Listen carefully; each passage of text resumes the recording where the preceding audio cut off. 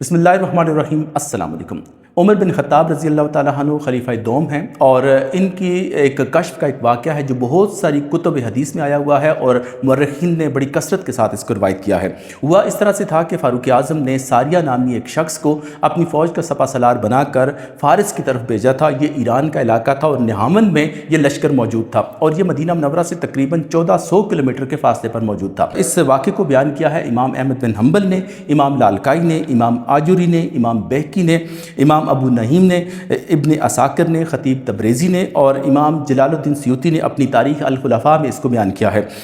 حضرت عمرو بن حارث رضی اللہ تعالیٰ عنہ بیان کرتے ہیں کہ ایک بار فاروق اعظم جمعے کا خطبہ دے رہے تھے مسجد نبوی میں، تو اچانک خطبے کے دوران انہوں نے خطبے کو ادھورا چھوڑ کر تو اونچی آواز میں پکارنا شروع کر دیا کہ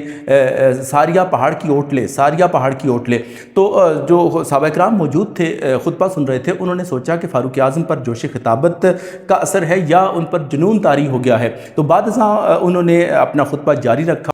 جب نماز سے فارغ ہوئے تو عبد الرحمن بن عوف رضی اللہ تعالیٰ عنہ فاروق اعظم کے پاس گئے اور پورا ماجرا ان سے پوچھا کہ یہ کیا وجہ ہوئی کہ آپ نے خطبے کے دوران اچانک ساریہ کو پکارنا شروع کر دیا تھا۔ تو انہوں نے قسم کھا کر فرمایا کہ خدا کی قسم میں ساریہ کو میدان جنگ میں پہاڑ کے پاس لڑتے ہوئے دیکھ رہا تھا کہ ان پر دشمن کی فوج حملہ آور ہونے والی ہے، تو میں نے ان سے کہا کہ تم پہاڑ کے دامن میں ہو جاؤ۔ اب چند دن گزرتے ہیں تو ساریہ کی طرف سے ایک قاصد ایک خط لے کر آتا ہے جس میں فتح کی خوشخبری سنائی جاتی ہے، اور ساتھ اس نے اس بات کی تصدیق کی کہ جمعے کا دن تھا اور سورج چمک رہا تھا، تو اچانک کسی پکارنے والے کی آواز کو ہم نے سنا جو ہمیں پکار کر کہہ رہا تھا کہ ساریہ تم پہاڑ کے دامن میں ہو جاؤ، تو ہم نے اس پکار کو سنا اور پہاڑ کے دامن میں ہو گئے۔ اس طرح پہاڑ کی اوٹ لے کر ہم دشمن پر قہر بن کر ٹوٹے، جس سے ہمیں فتح نصیب ہوئی۔ تو آپ یہ دیکھیں کہ فاروق اعظم کے کشف نے مسلمانوں کے لشکر کو فتح سے ہمکنار کیا۔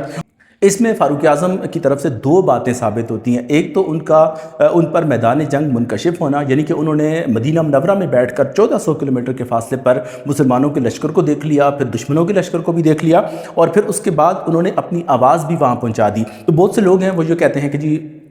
خلفائے راشدین کی یا صحابہ کرام کی کرامتیں ثابت نہیں ہیں، تو یہ دیکھیں کہ یہ ان کی کرامت ہی تو ہے کہ انہوں نے اتنے دور سے دیکھ لیا تو پھر اپنی آواز بھی وہاں تک پہنچا دی۔ تو اصل میں اس میں حیران ہونے والی بات نہیں ہے، اس لیے کہ ایک حدیث قدسی میں جو اللہ فرماتا ہے، جو بخاری شریف کے اندر روایت آئی ہے کہ جب میں کسی شخص کو اپنا محبوب بنا لیتا ہوں تو پھر میں اس کے کان بن جاتا ہوں جس سے وہ سنتا ہے، اس کی آنکھ بن جاتا ہوں جس سے وہ دیکھتا ہے، تو اس کے ہاتھ بن جاتا ہوں، اس کے پاؤں بن جاتا ہوں، پھر ایک روایت میں آتا ہے کہ میں اس کی زبان بن جاتا ہوں جس سے وہ بولتا ہے۔ تو آپ یہ دیکھیں کہ